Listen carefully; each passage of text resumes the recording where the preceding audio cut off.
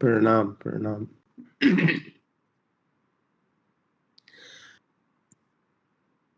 आइए हम सब अब परम पूज्य गुरु महाराज की बताई हुई साधना को इस समय करेंगे। अगर कोई नए भाई बहन बैठे हों, नए साधक बैठे हों, तो उनके लिए क्रिया बतला दी जाए।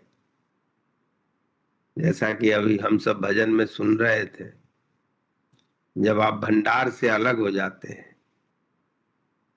तो फिर नियति कहाँ लेकर के जाती है, कैसे लेकर के जाती है, इसको समझना ना आसान है और ना इससे मुक्ति पाना आसान है।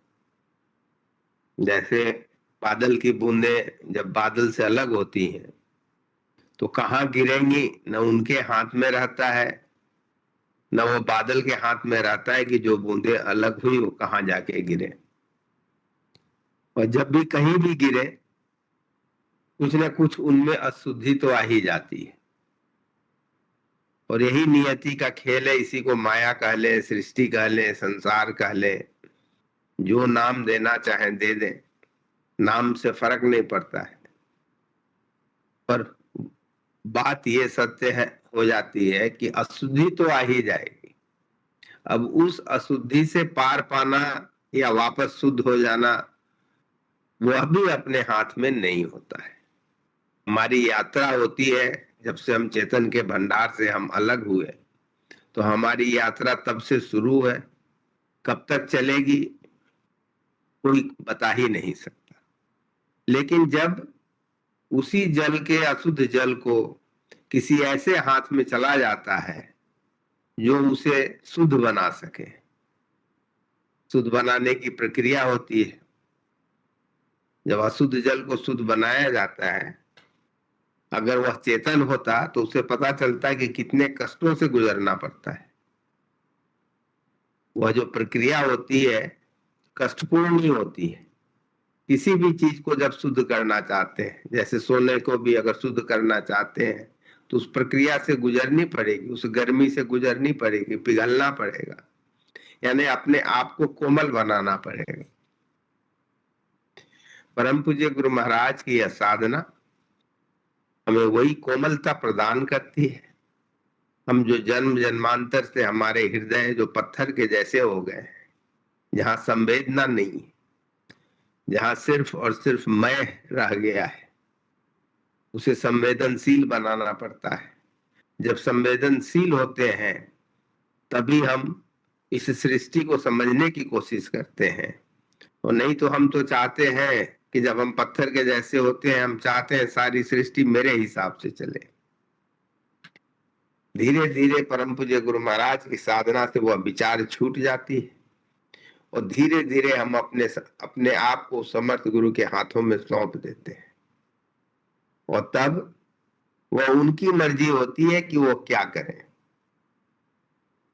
और वस्तुतः जब किसी प्रेमी के हाथ में हम अपने आप को सौंप देते हैं, जो हमसे प्रेम करता है, तो निश्चित तौर पर जो भी वो करेगा हमारे भले के लिए ही होता है। यही अध्यात्म भी है कि अपने आप को ऐसे प्रेमी के हाथ में सौंप देना जो आपको बहुत ही प्रेम करता हो, तो आपको धीरे धीरे अपने प्रेम के रंग में रंग के ऐसा बना देगा कि आपको विचार ही बदल जाएगा, आपका व्यवहार बदल जाएगा और आप इन सारे विकारों से, सारे विचारों से दूर हो जाए। अगर हम विचारों से दूर हो जाए तो हम विकारों से दूर हो जाते हैं।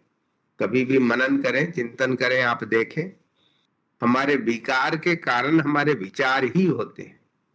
अगर विचार ही ना हो तो कोई विकार भी नहीं रहेगा, क्योंकि वह विचार ही तो है जो हमें भूत में ले जाती है, भविष्य में ले जाती है, अलग अलग डर के मौके प्रदान कर देती है, हमको डराती रहती है। हमारे विचार ही हमें डराते हैं, कोई और डरा ही नहीं सकता। पर जब वह अपने आप को हम सौंप देते हैं, जहां हम निश्चिंत हो जाए, तो विचार शांत हो गए, विचार शांत हो गए तो विकार शांत हो गए। और उससे बड़ा मुक्ति क्या हो सकता है। उसी के लिए परम पूज्य गुरु महाराज ने हमें वह साधना दी है, जिससे वह हमें शक्ति मिलती है कि हम अपने आप को कोमल बनाने के लिए तैयार हो जाएं।